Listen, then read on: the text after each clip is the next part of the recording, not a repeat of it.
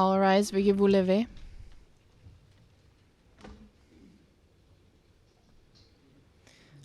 The International Criminal Court is now in session. L'audience de la Cour pénale internationale est ouverte.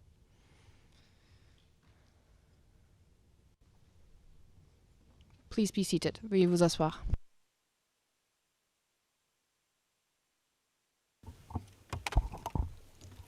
Bonjour à tous. Good morning, everyone. I'd like to once again welcome everyone here in the courtroom. And Madam Court Officer, if you could please call the case. Good morning, Madam President, Your Honors. Situation in the Republic of the Philippines in the case of the Prosecutor versus Rodrigo Roa Duterte, case reference ICC 0121-0125, and for the record, we are in open session. Merci beaucoup. Thank you very much. I would now like to call upon parties and participants to confirm that the people here in the courtroom are the same as the ones present yesterday. Mr. Prosecutor? Bonjour, Madame la Présidente. Good morning, Mesdames les juges. Madam President, Your Honors. There are a few changes in the composition of the OTP team today. I'm here representing the office, as was the case yesterday. Beside me is Julian Nichols, senior trial lawyer. He was here yesterday. I also have Edward Jeremy with me, trial lawyer. Robin Croft, trial lawyer. Ai Do Young, associate trial lawyer. Sylvie Wakam, associate trial lawyer. Loria. And finally, James Miriti, our case manager. Thank you. Thank you very much, Mr. Prosecutor. Legal representatives of victims. Good morning, Madam President. Only one change on our team. We have one change, a defection actually.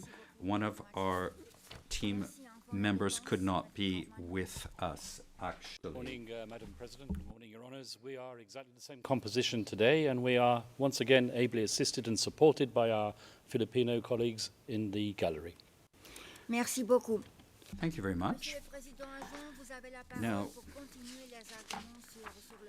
Mr. Prosecutor, you may now address the court regarding submissions on the merits. It is Mr. Jeremy who will be giving this presentation. Thank you, Madam President.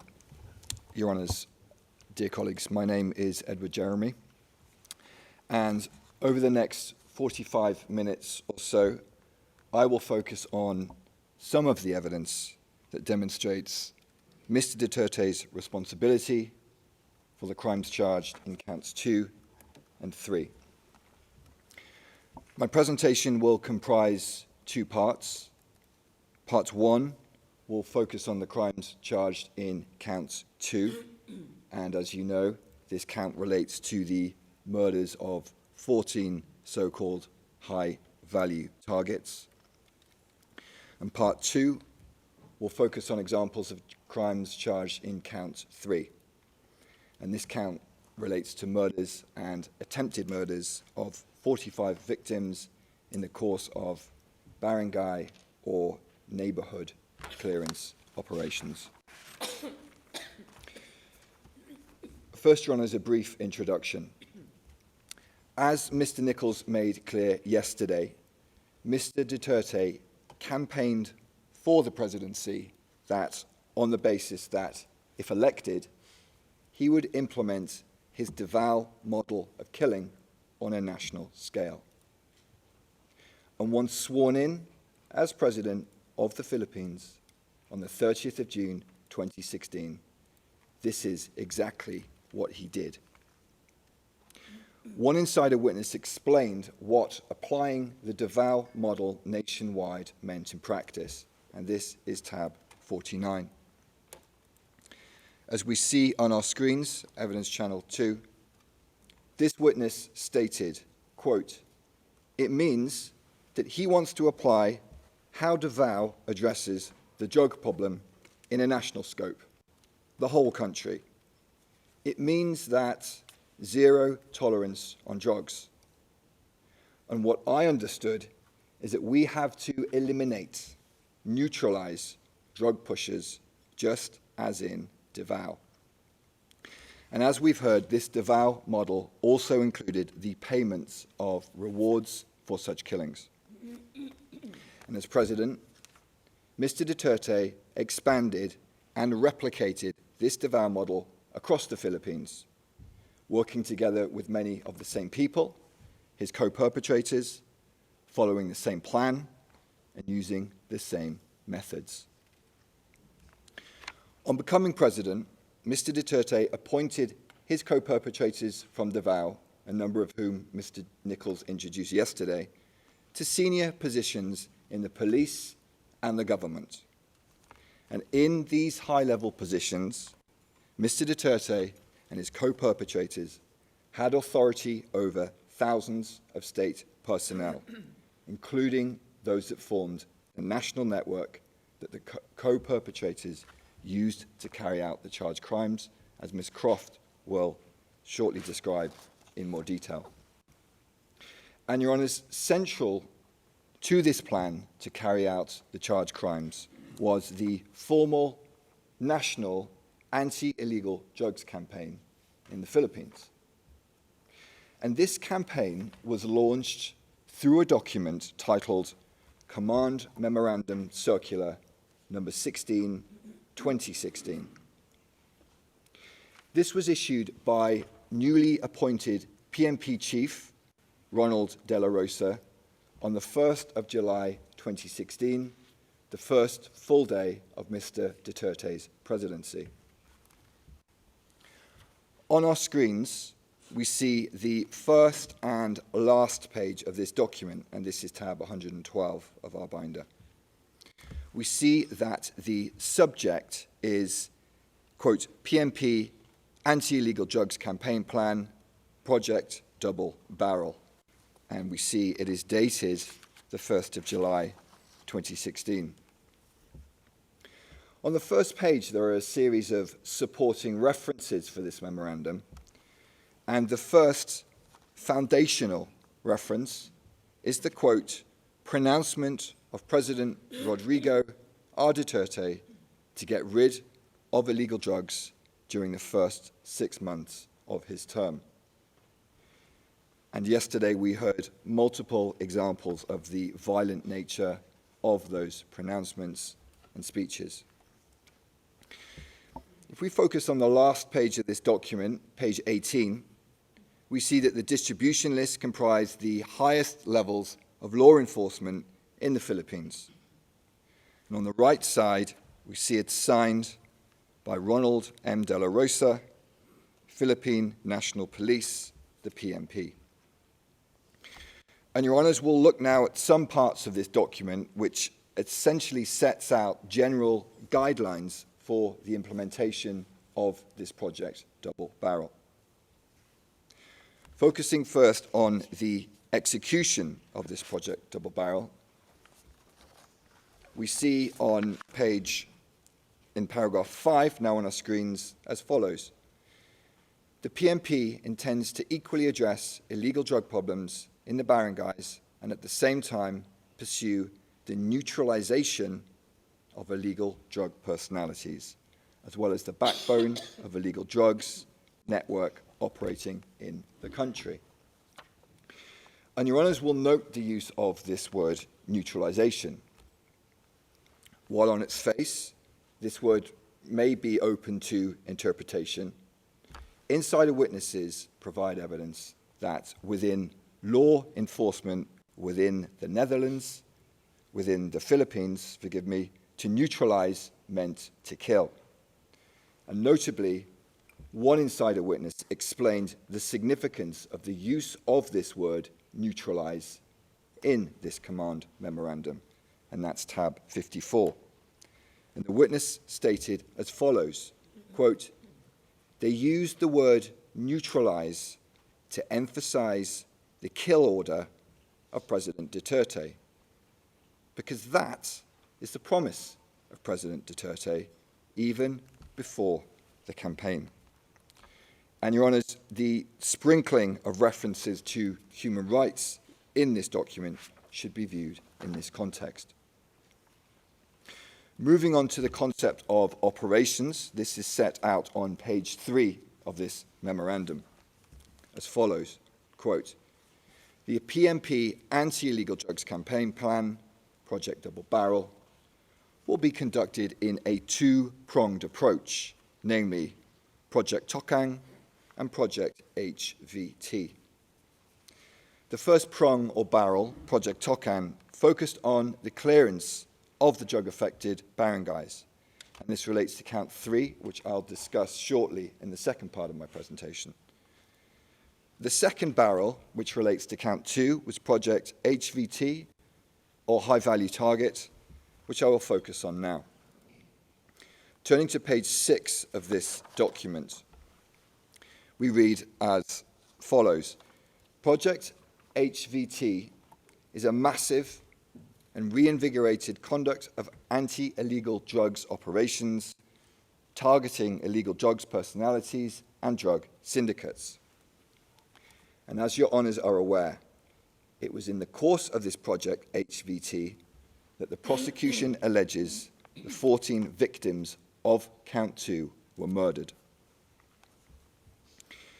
And many of the high-value target victims of count 2 incidents were included in charts and lists that Mr. Duterte showed during public, often televised appearances and speeches. And just as he did in Davao, as president, Mr. Duterte publicly named persons he alleged were involved in drugs, and many of those would end up as victims in his so-called war on drugs. For example, on the 7th of August 2016, Mr. Duterte held a televised press conference in Davao City, during which he named 150 public officials who he claimed were involved in the drug trade. These included Albrera Mayor Rolando Espinosa and Osamis Mayor Reynaldo Parahinog, as well as various members of the Parahinog family. This speech is at tab 31, and we'll play 2 clips of that now.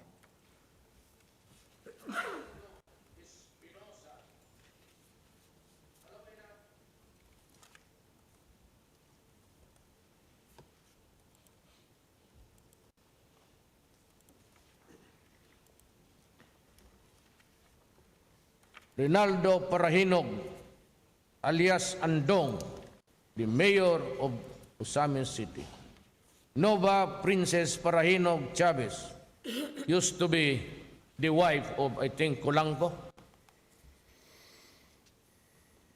Yung poster boy doon sa blandi-blandi pambuhok. Hindi naman, tisoy. Alam mo, baskin saya magpataabangan ko kayo. Kasi wala na ako sa presidency, habang may baril ako. Wherever you go, I will be waiting for you, even if I'm no longer president, as long as I have a gun. And indeed, as your honours are aware, Mr. Duterte did not need to wait long. On the 5th of November 2016, Mayor Espinosa was murdered. That's charged incident 13. Then, on the 30th of July 2017, Mayor Parahinog, together with a number of others, was also murdered. That's charged incident 14. And during the same speech that we just saw, Mr. Duterte emphasized his direct involvement in the preparation of this list as follows. The validation. I'm the one reading it, and I am the sole person responsible for this all. And this list was subsequently published by the media, who referred to it as the narco list, or as we see from the article on our screens, simply the Duterte list. And Your Honours, Mr. Duterte continued to flaunt his list of so-called high-value targets. Perhaps the most significant of these lists was the President Rodrigo Roa Duterte list, or the PRRD list for short, and that's at tab 48 of our list of materials. Your Honours, this was basically an Excel-style spreadsheet that listed persons alleged to be high-value targets. The slide now on our screen shows the first page of the PRRD list, which includes photos of various persons designated alleged to be high-value targets. And at the bottom of this list are a series of different tabs, some of which have been enlarged on our screens. And as we see, they include different regions of the Philippines, and within these tabs are lists of names and identifying information of persons alleged to be high-value targets. And the persons included in this PRRD list were also assigned different levels, as set out in our PCB, in our brief, paragraph 99. As we see from the slide now on our screens, these levels range from 1 to 5. At the lowest level 1, this included lower-level government and police, as well as street-level pushers. And at the highest level 5, this represented the highest value targets, drug wholesalers, financiers, and high-ranking police officers. And consistent with the Davao model of killing, rewards were also paid when a high-value target was neutralized, meaning killed. And this evidence is set out at paragraphs 52 and 99 of our brief.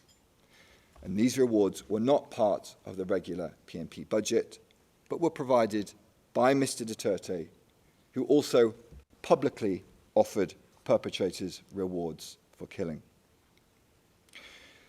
Your Honours, to sum up the significance of the PRRD list, I turn to the words of another insider witness, and this is tab 54. Quote, "This list was used by the police in their operations. And if you are in the list, you will be the subject for police operations. And most of the time, the people on the list are killed. So basically, the PRRD list is a dead list."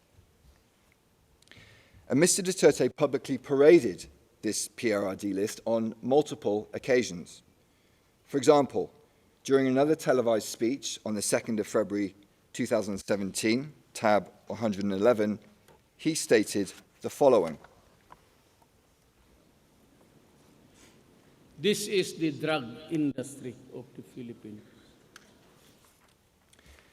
And in this same speech, we'll shortly see Mr. Duterte holding another page of this PRRD list, reacting to criticisms based on human rights in relation to his so-called war on drugs. Tapos sabihin mo lang ako, takot-takutin mo ako ng human rights. Pakain ko ito, bunganga nila. Oh. And Your Honours, on this issue of human rights, as Mr. Nichols explained yesterday, during his speeches in Davao, Mr. Duterte, well versed in the law, would occasionally seek to legitimize his encouragement of state violence by references to human rights and self-defense. And he continued to do so as president. For example, as we will see in the next clip, during a speech on the 20th of September 2016, which is at tab 130, he stated the following. Pagka bumunot, patayin mo. Pag hindi bumunot, patayin mo rin. Oh, tangina. Para matapos na. Kaysa mawala pa, bro. Ako na ang bahala sa inyo. Itaga ninyo ito sa puso ninyo. For as long as I am the President. nobody but nobody, no military man or policeman will go to prison because they perform their duties well. Ako ang mapakulong sila. Sabihin mo lang, utos ni Mayor yun. So that was Mr. Duterte's message to the military and to the police. Kill, whether or not your target pulls a gun, and I will protect you. And Your Honours, as we will now hear, during the same speech, in case there was any doubt, Mr. Duterte made it very clear that this promise of protection related not only to lawful killings. For as long as there is that power to pardon sa Konstitusyon, yan ang weapon ko against crime. Magmasakir kayo ng 100, di ba? 100 din kayo, edi pardon lahat eh. Restored to full political and civil rights, plus a promotion to both. And Your Honours, as was so often the case, Mr. Duterte's message was repeated and amplified in the media, as we see in the next slide, which is tab 88, which reads as follows, quote, Duterte to troops, massacre criminals, I'll promote you. With the byline, in the same speech, Duterte tells soldiers he will never order them to do anything illegal. And this was the pattern, Your Honours. Out of one side of his mouth, quietly, occasionally, he would speak about self-defense. This was Mr. Duterte, the lawyer, keenly aware of his own legal jeopardy, especially once he was no longer president. And out of the other side of his mouth, loudly, frequently, he would say, kill, and I will protect you, I will pardon you, and I will promote you. And this was Mr. Duterte, the strong man president who orders the murders of drug lords and alleged criminals. And as the charged incidents demonstrate, Mr. Duterte's co-perpetrators, as well as the police on the streets, understood his message to kill loud and clear. As an example, Your Honours, I'll focus briefly now on incident number 13. You'll recall that on assuming his presidency, Mr. Duterte publicly expressed his frustration with mayors who he alleged were involved in the drug trade, including Mayor Espinosa. On the 1st of August 2016, he gave Mayor Espinosa, then Mayor of Albuera, 24 hours to surrender to the police. And the following day, Mayor Espinosa did surrender to PMP Chief Ronald Bato de la Rosa. In a public speech on the 5th of August 2016, Mr. Duterte stated the following in reference to Mayor Espinosa's surrender, and this can be found at tab 129. Problema niya ay yung mayor ng Albuera. Mabuti, nakaabot siya doon kay Bato na pinahanap ko, shoot on sight, parang aso. Eh, ang tingin ko talaga sa inyo, kayo, parang aso.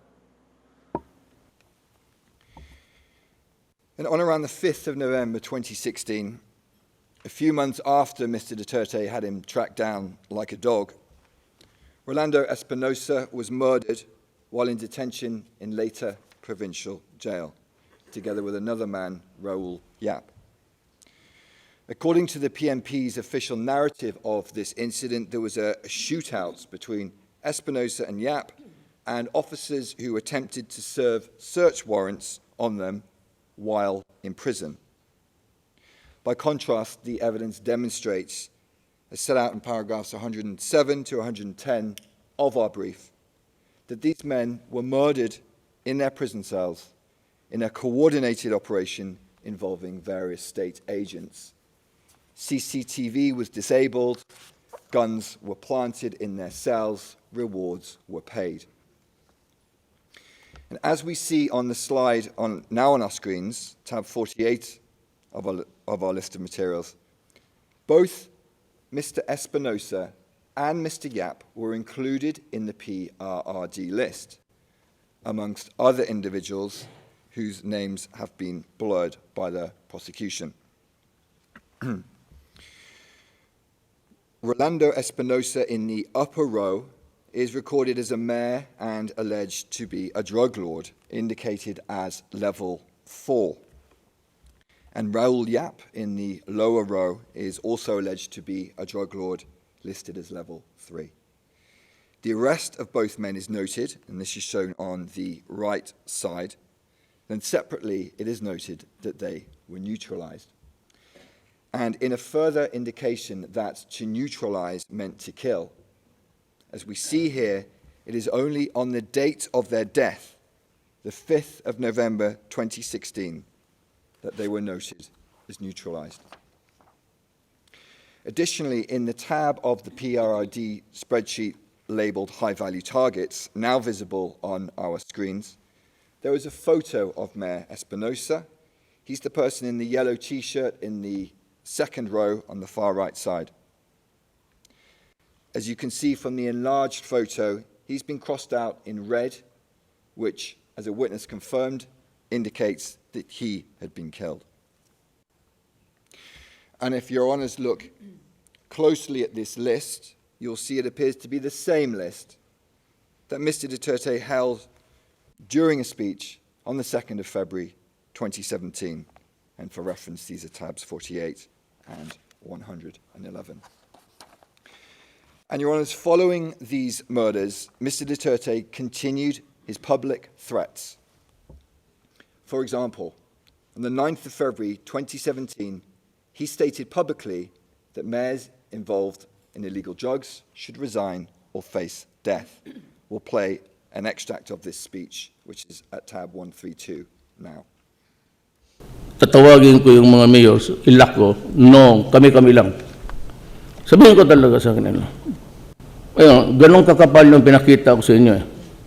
Hanapin mo yung pangalan mo dyan, mayor.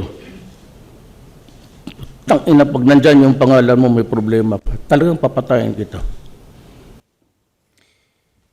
Mr. Duterte's message to the mayors could not be clearer. If your name is in my list, then I'll kill you. And in case anyone watching this speech has any doubt about his intentions, Mr. Duterte goes on to comment on extrajudicial killings. And as he does so, your honours will note the nonchalant, casual manner in which he draws his finger across his throat.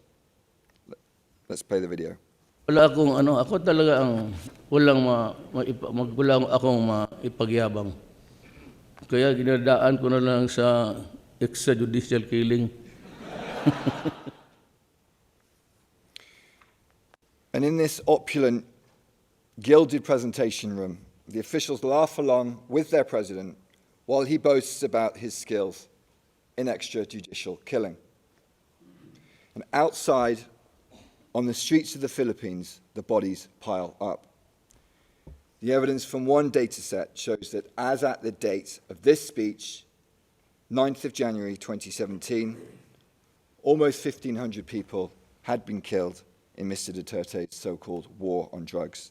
And that's paragraph 73 of our brief.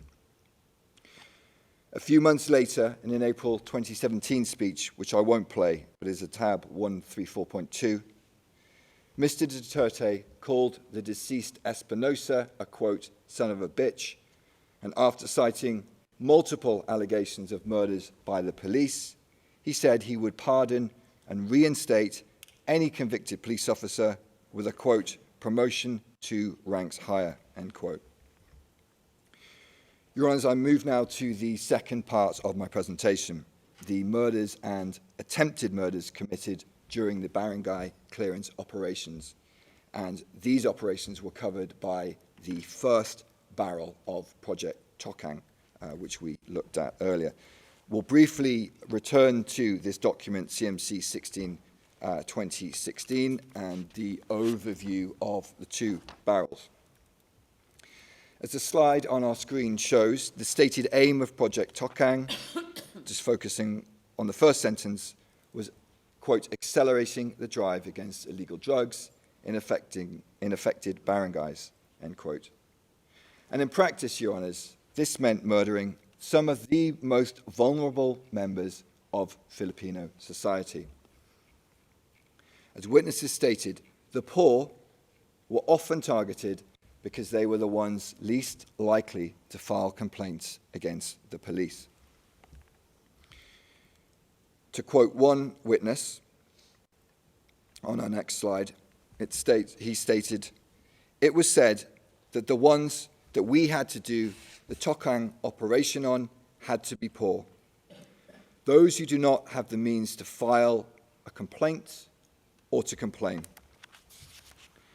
And similarly, another witness stated the following: "Based on what we've seen here in the Philippines, the people that were killed or could be killed were the poor, people with no means, simple people who were not able to file charges against them." Your Honours, Project Tokang operations were implemented across the Philippines in a number of ways, as set out in paragraph 75 of our brief. And these operations frequently followed the same modus operandi as we also set out in paragraphs 33 and 114 of our brief, which was as follows. A target was identified, often through the use of lists, such as barangay lists or police station watch lists. The target was then murdered in a police operation. Weapons, drugs, and money, or a combination thereof, were then planted at the crime scene.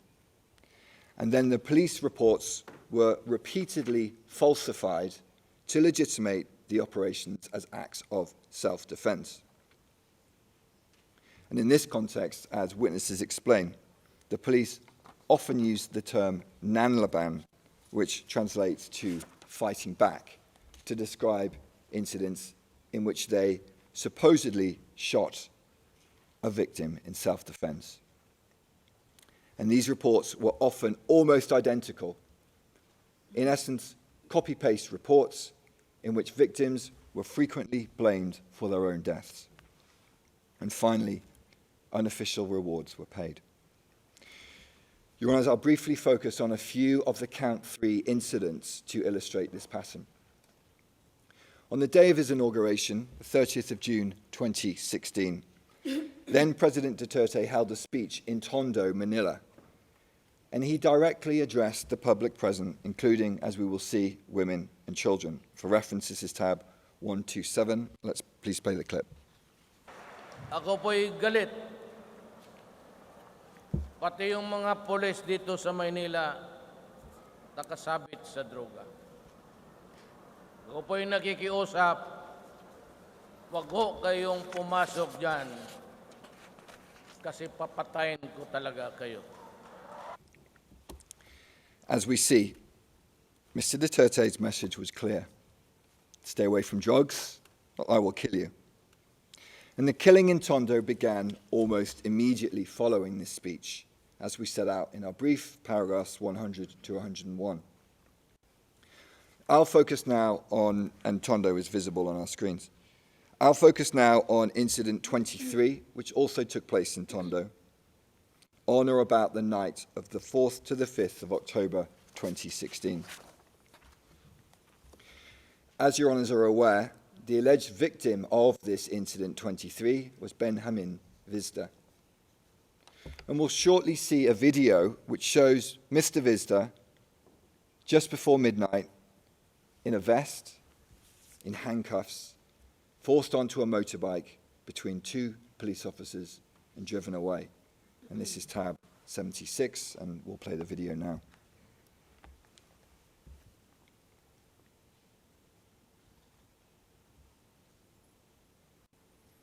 And we see now Mr. Vizda being forced onto the motorbike between the two police officers. And as he's being driven away, we see women and children chasing after him, no doubt terrified about what would happen next. And around 20 minutes later, Your Honours, Mr. Visda was dead, shot multiple times in the head by police officers. A witness described the scene, and Your Honours, the next slide will be a graphic image. And for reference, this is tab 77. The witness stated, quote, "The victim was lying on the street in handcuffs and was dead. He'd been shot in the head 7 or 8 times," end quote. The official account of this incident was recorded in a police report known as a spot report, dated the 5th of October 2016. This is tab 65. And this report, an extract of which is on the screen, stated that Mr. Visda was killed by the police in self-defense after he snatched the firearm of a police officer while he was on a motorbike, while wearing handcuffs, and he shot at the police but missed. Your Honours, as demonstrated by the evidence in paragraph 126 of our brief, this narrative is false. Benjamin Visda did not fight back. He was murdered. Your Honours, Project Tokang was also carried out through one-time, big-time, or OTBT operations. And these were large-scale, high-intensity police operations that often resulted in multiple murders. And one such operation took place in Bulacan, shown on our screens, between the 15th and the 16th of August 2017. In August 2017, the police made a press release regarding their recent operations, which noted that 32 people were killed by the police in simultaneous one-time, big-time operations from the 15th to the 16th of August 2017. This press release, which can be found at tab 108, is visible on our screens. In the headline, we read, quote, 32 killed, 107 arrested, as firearms, grenades, and numerous illegal drugs were seized in Bulacan, PMP, simultaneous big-time operations. And focusing, Your Honours, on the paragraph at the bottom of the screen, we see that the deaths of these 32 people were recorded as, quote, significant results, end quote, of the, quote, intensified campaign against illegal drugs, otherwise known as Project Double Barrel Reloaded, end quote. And this was essentially a reinvigorated version of Project Double Barrel, as set out in our brief footnote 37. And the press release goes on to name the 32 victims of this operation, which included 3 victims who are victims of charged incidents 28 and 29 in this case, who were murdered, consistent with the pattern of the other incidents in count 3, as set out in paragraphs 131 to 132 of our brief. Your Honours, 32 individuals killed by the police in Bulacan in a 24-hour period. You would imagine this would be a major national incident. So how did Mr. Duterte react to this shocking news? Let's hear what he said, and for reference, this is tab 147. Yung namatay daw kanina sa Bulacan, 32, in a massive raid. Ganda yun. Makapatay lang tayo ng another 32 every day, then maybe we could reduce what ails this country. So that was the President's message in response to the death of 32 Filipinos in a single day. He essentially said to the police, well done, keep going, let's kill another 32 every day.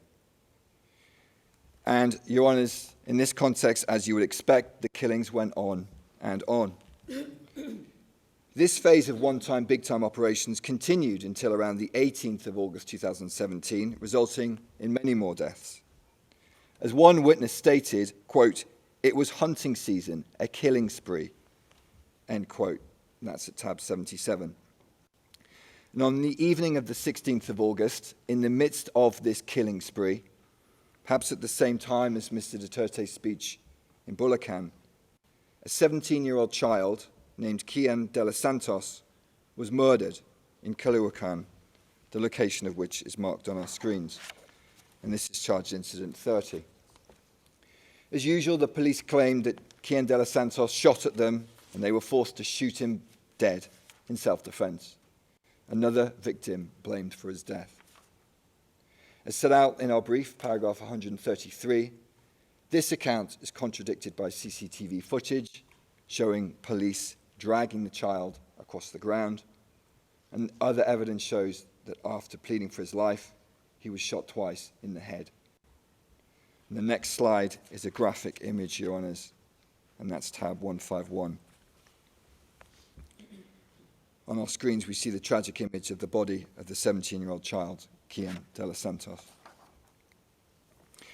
And as noted in our brief, paragraph 56, this brutal murder led to a massive public outcry across the Philippines. And in these circumstances, exceptionally, the direct perpetrators of these murders were prosecuted and they were imprisoned.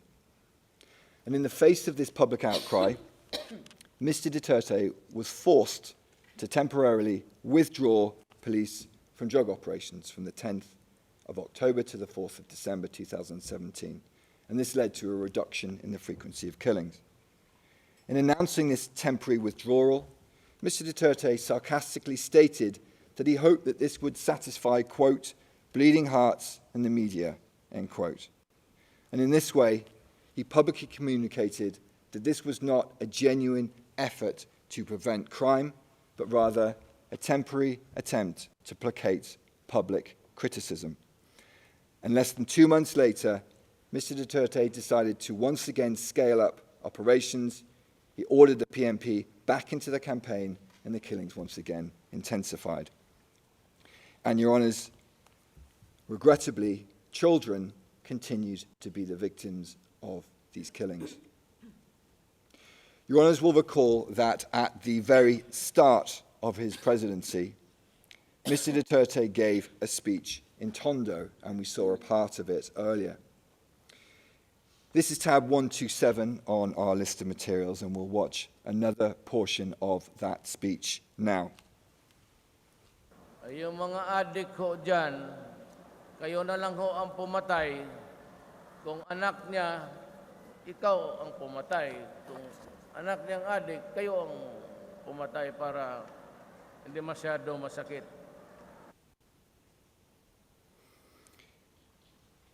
If it's someone's child, be the killer yourself.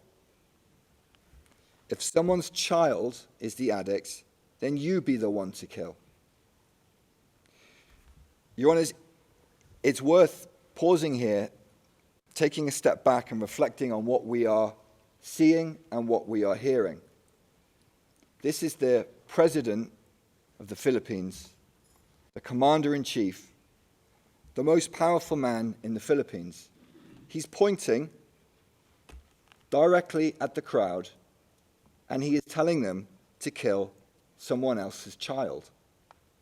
Kill them, not because they are an alleged drug lord, not even an alleged criminal, but simply because they may have an addiction to drugs. And this is an example, perhaps, of what the defense described yesterday as Mr. Duterte speaking, quote, openly from the heart, sincerely and truthfully, end quote. And that's transcript 4, page 37, lines 15 to 16. And during an earlier part of the same speech, Mr. Duterte also boasted that during his presidency, funeral homes would make a lot of money. Let's play that clip.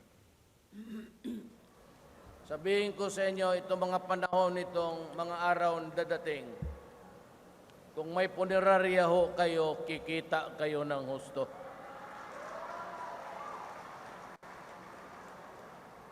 Tayo ko yung mga small time na punerarya dito, doon. At sigurado hindi kayo malugi. At pag humihina na ang negosyo ninyo, sabihin ko lang sa mga pulis, bilis-bilisan ninyo ng konti para kumita yung tao. sa negosyo nila. Ayan, sinasabi ko na sa inyo. Hindi ako nagbibiro. So again, here's the president assuring funeral homes that if their business declines, he will, quote, tell the police, hurry up a little so people can make money from their business, end quote. And he stressed very clearly he was, quote, not joking. And as my friend said yesterday, transcript 4, page 30, lines 18 to 19, quote, for President Roddy, his word was his word, and the people knew it, end quote. In this context, to conclude, I'll focus briefly on incidents 38 and 45. As your honours know, in the course of these incidents, which occurred during 2018, on 2 separate occasions, the police detained a child aged around 14 or 15 years old. On each occasion, the police wrapped the child's head in packing tape so no one could hear them scream, and then strangled the child to death with wire. It's difficult to imagine a more terrifying end to 2 lives that had barely even begun. And these murdered children were then sold to funeral homes who profited from their bodies, as explained in paragraphs 142 and 150 of our brief. Your Honours, dead children, police ensuring that funeral homes made money. Mr. Duterte indeed was not joking. Thank you, Your Honours. This concludes my presentation. I now hand over to Ms. Croft. Merci beaucoup, Monsieur. Judge Motosh, thank you very much, Mr. Prosecutor, for your presentation. I think we are going to observe a break of 40 minutes up to 11:30 a.m. Thank you very much. All right, so you will